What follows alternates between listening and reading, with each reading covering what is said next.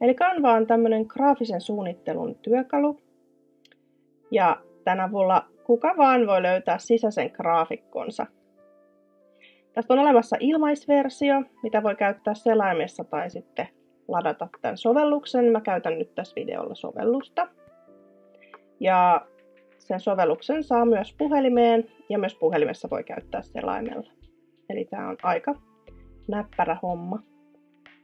Canva sisältää tosi paljon valmiita kuvia, pohjia, fontteja, grafiikoita ja kaiken näköistä muuta.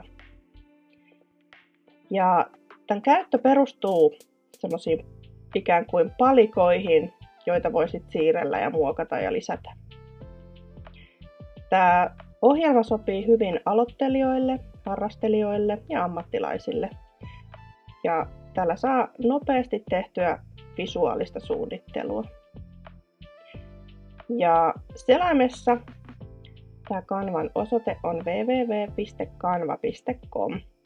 Ja siinä voi kirjautua sitten Google-tunnuksilla tai voit luoda sitten ihan käyttäjätunnuksen sähköpostilla. Pro-versio on myös olemassa, se on maksullinen. Ja Pro-versiossa on rajaton pääsy kaikkiin Canvan materiaaleihin.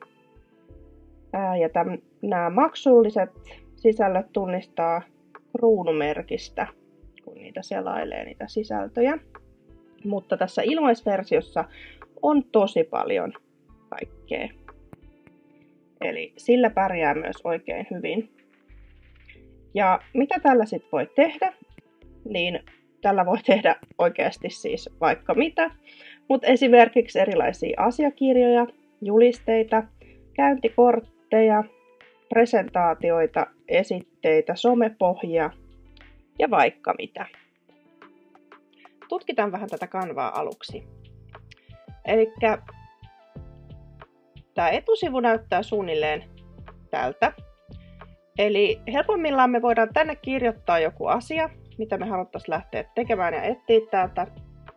Ja se sitten antaisi meille erilaisia vaihtoehtoja. Ja tässä on näitä yleisempiä toimintoja. Näkyy tässä valmiina. Eli täällä on näitä asiakirjoja, erilaisia tämmöisiä valkotaulupohjia, presentaatioita, sosiaaliseen mediaan liittyviä juttuja, videomuokkausta, sitten tämmöisiä printattavia tuotteita, nettisivu, ulkoasua ja täältä löytyy sitten kaiken näköistä muutakin. Löytyy infograafeja ja löytyy työpöydän tämmöisiä, mikäs tää nyt on, taustakuvia ja löytyy kirjankansia ja vaikka mitä. Täällä projektit, mikä täällä reunassa on, niin täältä löytyy sitten ne omat projektit, mitä on tehnyt, niin ne löytyy täältä. Sitten täällä on templates, se näyttää näitä erilaisia pohjia. Eli tää oli tää ikkuna, mikä mulla tässä aikaisemmin oli. Niin mä ajattelin, että me voitaisiin nyt lähteä tässä tekemään tämmöistä mindmappia näistä Canvan perustoiminnoista. Ja mä tässä samalla sitten käydään näitä läpi ja mä kerron, että miten niitä löytyy täältä, niitä ominaisuuksia, miten niitä käytetään. Täältä voi luoda ihan tyhjän tämmöisen tiedoston. Tai sitten täällä on kaikennäköisiä näitä valmiita pohjia, mitä voi myös hyödyntää. Ja tuossa aikaisemmin mainitsin, että ne maksullisen Pro-version sisällöt löytyy, ne tunnistaa tämmöisestä, mikä täällä on tää kruunumerkki. Niin ne kuuluu niihin ja niitä voi ostaa tosiaan myös yksittäisinä. Et ei ole pakko niin kun ostaa sitä maksullista versioa, että jos tarvitsee vaikka yhden jonkun ominaisuuden. Mutta tosiaan, niin kuin mainitsin, niin täällä on tosi paljon tätä ilmaista sisältöä. Eli niihin pro-juttuihin ei välttämättä ole pakko koskea ollenkaan. Ja mä valitsin meille nyt sitten täältä tämmöisen simppelin pohjan, mitä mä ajattelin, että lähdetään katsomaan. Eli tää on tämmönen valmis pohja, mikä tänne on luotu. Ja kuten mainitsin aikaisemmin, tämä koostuu tämmöisistä laatikoista tai tämmöisistä palikoista, mitä pystyy liikutella ja muokata. Jokainen näistä on niinku oma systeeminsä. Ehkä semmonen, minkä voisin ihan ekana tässä kertoa, kun sä lähet näitä tutustumaan ja hups heijakkaa, näitä liikkuu ihan miten sattuu ja sit sä oot ihan silleen, että apua. Niin täällä, kuten monessa muussakin tietokonesovelluksessa, niin löytyy tää Undo. Niin sillä me saadaan peruutettua nämä viimeisimmät toimet, mitä me ollaan tehty. Lähdetään kattoo. Täällä on File, josta sitten pääsee tänne niinku tiedoston hallintaan, josta me voidaan nimetä tämä meidän. Eli automaattisesti tämä nimi on se nimi, millä tämä on tallennettu tämä pohja tänne. Mutta nyt laitetaan tänne, muutetaan tämä nimi tässä vaiheessa ja me laitetaan tänne, että Canva-perusteet.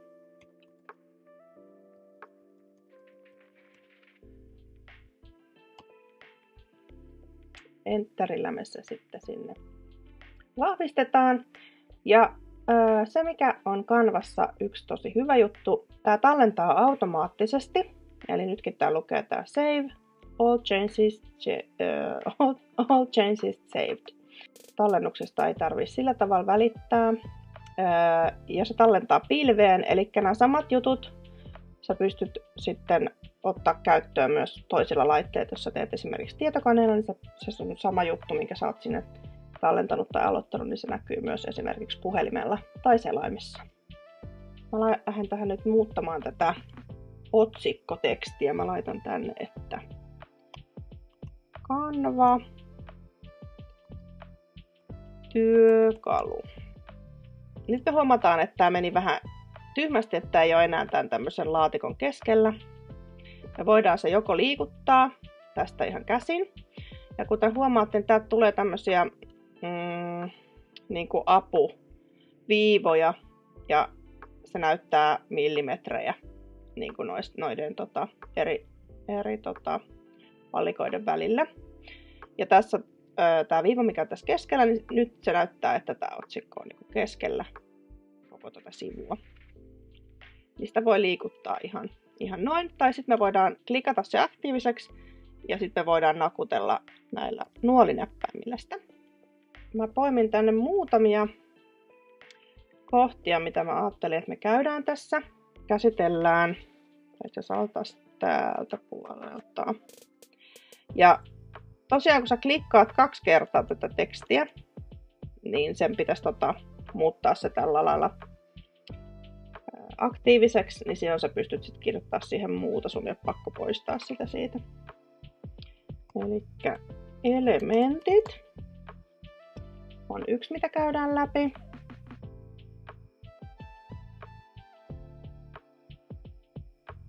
Elementtien lisäys.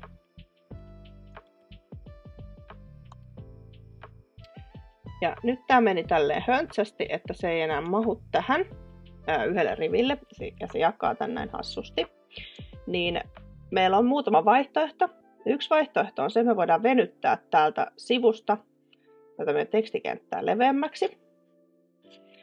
Ja sitten me voidaan nakutella tai siirtää tätä tänne keskelle, mutta kuten huomaatte, niin tämä ei mahu tänne. Niin nyt me voidaan muokkaa sitten, valitaan tämä aktiiviseksi. Ja täällä on fontin koko. Niin täältä me voidaan joko miinuksesta nakutella pienemmäksi. Tai sitten me voidaan valita täältä joku ihan koko, tai sen voi näppäillä myös manuaalisesti. Ja nyt mä voisin itse asiassa nämä kaikki muuttaa tuohon samaan kokoon. Eli klikkaus aktiiviseksi, sitten täältä fontin koko. Niin nyt nämä kaikki muuttuu samankokoisiksi. Ja tässä muuten nyt kanssa hassusti tämä. Niin me voidaan joko niin kuin venyttää tätä Me voidaan katsoa, että miten se tänne asettuu. Se itse asiassa riitti, ei tarvinnut ruveta laittaa siihen piivaa ja seuraavalle riville, toi on aika hyvä. Ja sitten täällä on tämmönen niinku ikään kuin leipätekstilaatikko, niin näihin mä en nyt vielä koske, koska tänne mä voin sitten kirjoittaa tätä sisältöä. Ja tää on ihan kätevä olla tässä vaiheessa jo olemassa. Näitä voi lisätä sitten kyllä ihan manuaalisestikin, mutta ne saa nyt olla siinä. Ja lähdetään tästä elementit näitä katsomaan. Eli täällä sivun vasemmassa reunassa on Elements. Kun sitä klikkaa, niin tänne aukeaa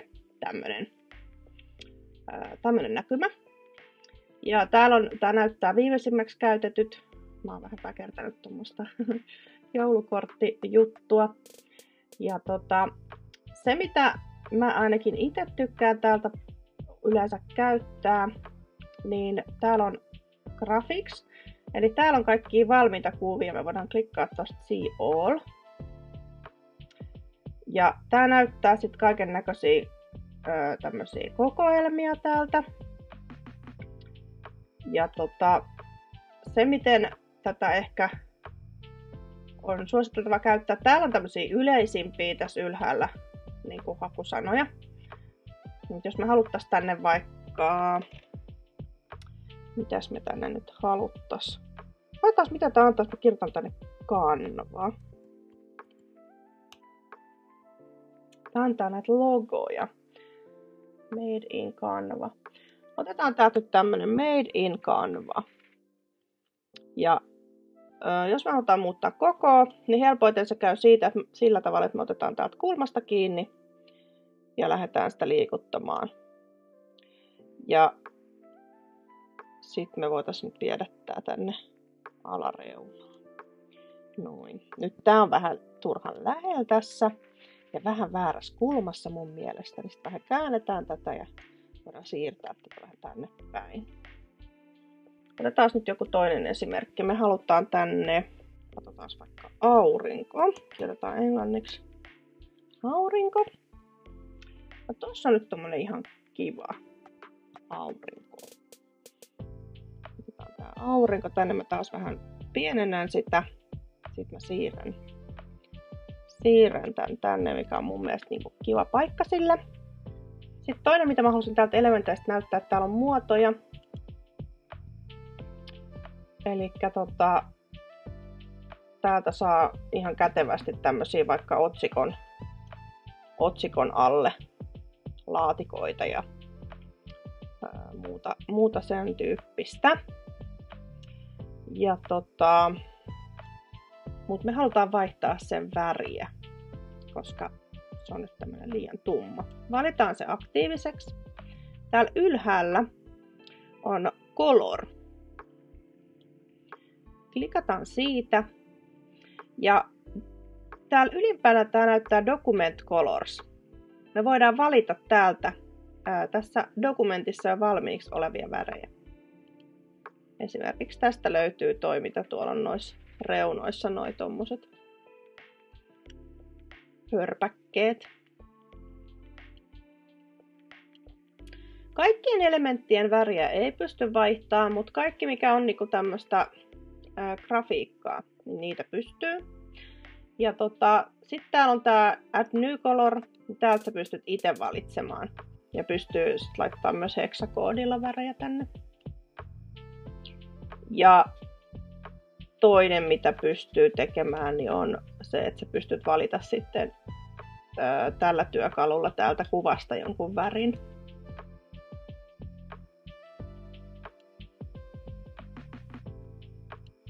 Siinä tuli nyt toi värityökalu. Sitten kun tämmöistä mindmappia tehdään, tähän nyt on laitettu, tässä valmiispohjassa oli tämmöiset ihan tämmöiset graafiset nuolet, minkä väriä pystyy itse asiassa vaihtamaan. Laitetaan se nyt takas mustaksi. Mutta tämmöisessä mindmapissa voi olla ihan hyödyllistä käyttää näitä tämän omia nuolia. Eli täältä me valitaan nyt tämmönen joku nuoli, ja se heitti sen taas tänne meille keskelle. Ja nämä on siitä hauskoja, että sä pystyt yhdistämään tämän kahteen näihin elementteihin. Eli voidaan laittaa tää lähtemään tuolta meidän otsakkeesta. Ja se menee vaikka, se voisi kohdistaa tonne, mutta ehkä tää on tässä fiksumpi kohdistaa tonne. Ja se mikä tässä on hyvää on se, että kun mä liikutan tätä elementtiä, mihin mä oon kiinnittänyt, niin tää nuoli liikkuu mukana. Ja tämän nuolen näitä ominaisuuksia pystyy myös muokkaamaan täältä. Eli siihen voi vaihtaa erilaisen pään.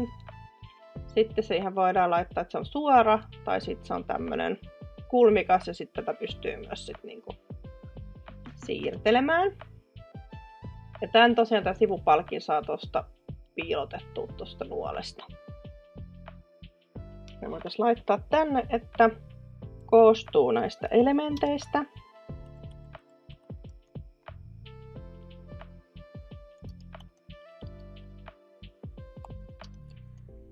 Niitä voi lisätä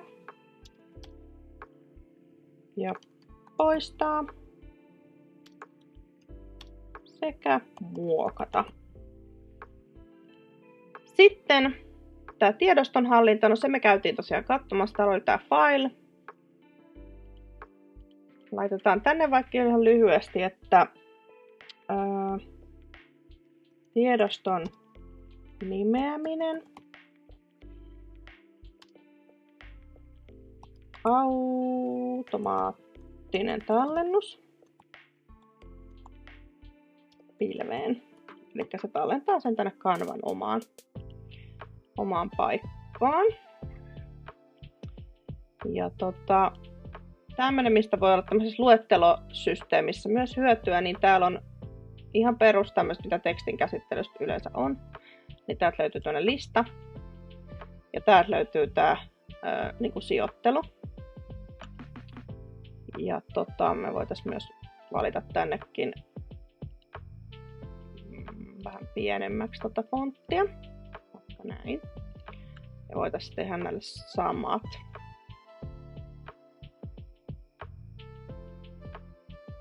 Tähänkin on semmoinen helpotustyökalu olemassa, eli täällä pystyy Canvalla kopioimaan sen tyylin aina, mutta nyt me ei lähdetä sitä katsoa, se on sitten toisen videon asioita. Mä vähän venytän näitä tänne, niin me saadaan tänne vähän kirjattua näitä asioita. Seuraavaksi mä voisin sitten näyttää täältä tiedoston hallinnasta latauksen. Sitten kun meillä olisi tämä niinku valmis, mennään taas tuonne File. Siellä on Download. Kun me klikataan sieltä, tänne aukeaa tämmöinen valikko. Ensimmäisellä se ehdottaa PNG-muotoista, mutta aika monesti me suositaan. No JPG on ihan ok myös, se on semmoinen kuvatiedosto. Mutta PDF on aika hyvä yleensä dokumenteille ja muille tämmöisille, koska sitten ainakin se ulkoasu ja muu niin säilyy. Niin täältä me painetaan PDF Standard, Download. Ja sitten se alkaa sitä meille lataamaan. Ja sitten se ehdottaa, että kysyy, että mille se tallennetaan. Ja sitten tästä klikattaisiin tallenna, mutta mä nyt en vielä tätä tallenna. Mutta lataus onnistuu siis useammalla formaatilla.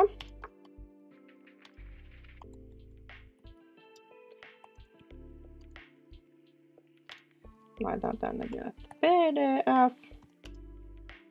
Sitten siellä oli JPG, PNG ja niin edespäin. Ja itse asiassa voisin poistaa täältä nyt jotain näitä turhia juttuja. Eli poista tapahtuu, että valitaan toi aktiiviseksi. se elementti ja sitten roskakorista, niin se poistaa sen. Ja voitaisiin korvata itse asiassa nämä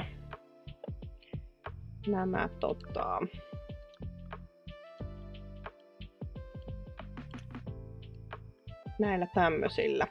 Elikkä me halutaan nyt kopioida tätä elementtiä. Niin täällä on tämmönen duplikate. Sitä kun klikkaa, niin se antaa meille tommosen samanlaisen tänne. Ja nyt me voidaan tää sitten sijoittaa tänne uudestaan, eli kiinnitetään se. Katsotaan kiinnittyykö se nyt yhtään mihinkään.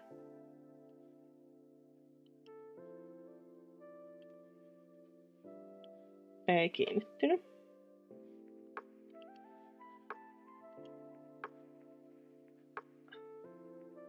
Eli se pitää noin. No niin. Sitten me halutaan taas duplikate.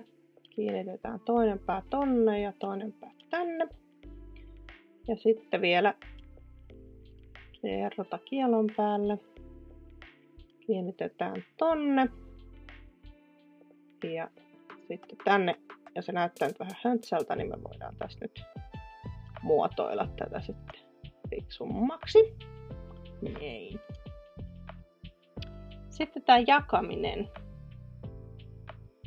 Elikkä täällä ylhäällä näkyy tämä share painike. Ja täältä me voidaan kutsua ihmisiä tai ryhmiä jakamaan tämä meidän projekti. Ja se tapahtuu sähköpostilla. Ja sitten kun on kutsuttu tänne sähköpostilla ja se sähköpostin saaja sitten vahvistaa sen kutsun, niin tätä pystyy käyttämään livenä yhteisesti tätä projektia. Eli sitä voi joko omaa tahtia muokata tai sitten sitä voi yhdessä muokata näiden kutsumiensa henkilöiden kanssa. Eli tämä ominaisuus on aika kätevä tiimien kesken, kun tehdään asioita. Toinen, mikä mä halusin täältä Share-osiosta näyttää, on Public View Link. Eli siitä kun klikkaa, niin täältä pystyy luomaan tämmöisen,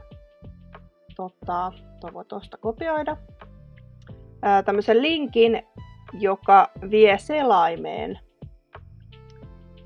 joka kun se kirjoitetaan sinne selaimeen, niin se on tämmöinen, millä sä voit jakaa tämän sun projektin muille, mutta ne ei pysty muokata sitä. Ja tää on kanssa joissain tilanteissa aika kätevä työkalu.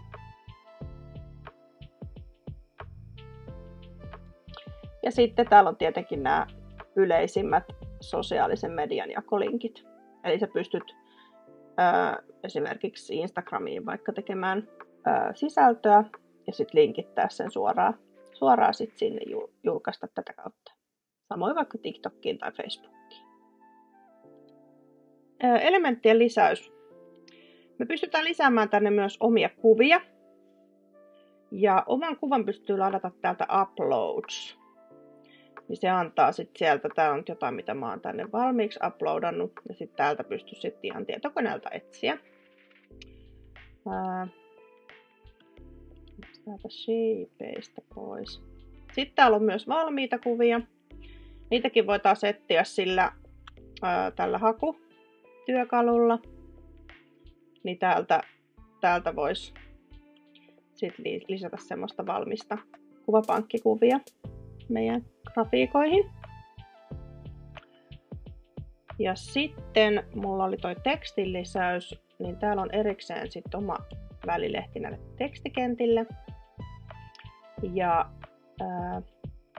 täällä on erikseen, voidaan lisätä otsikko, sitten väliotsikko ja sitten tätä leipätekstiä. Nyt painetaan esimerkiksi tuosta leipätekstistä, niin tämä antaa nyt sitten, tässä on näköjään fonttina Canva Sans, eli tämmöinen ihan perusfontti, joka nyt on sitten eri kuin tässä valmiissa pohjassa.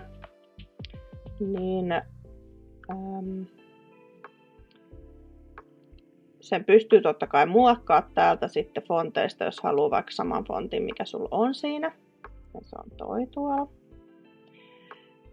Mutta toinen tapa, mitä me voidaan lisätä tänne sitten näitä tekstikenttiä, on se, että me valitaan joku kenttä, mikä me halutaan kopioida. Ja sitten täällä oli tämä duplicate. Sitten me voidaan viedä tämä, mihin me halutaan. Ja muokkaa sitä sitten erikseen. Sitten semmoinen, mikä on myöskin hyvin oleellinen työväline tässä, että kun näitä elementtejä tuodaan tänne, jos me nyt haluttaisiin tämä vihertävä kuvio tämän auringon päälle, niin me valitaan esimerkiksi nyt vaikka tämä vihreä juttu, me halutaan se tämän auringon eteen.